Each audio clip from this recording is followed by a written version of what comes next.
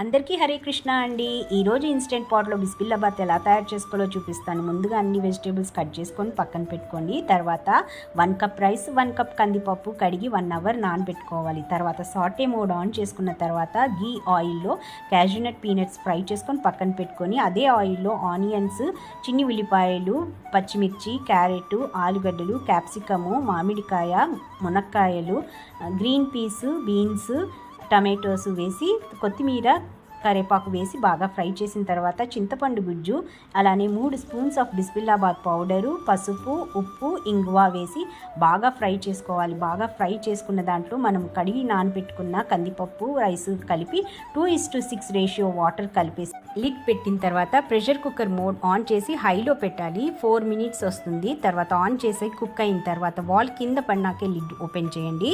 తర్వాత అప్పడాలు వడియాలతో tasty బిస్మిల్లాబాత్ ready. Hare Krishna.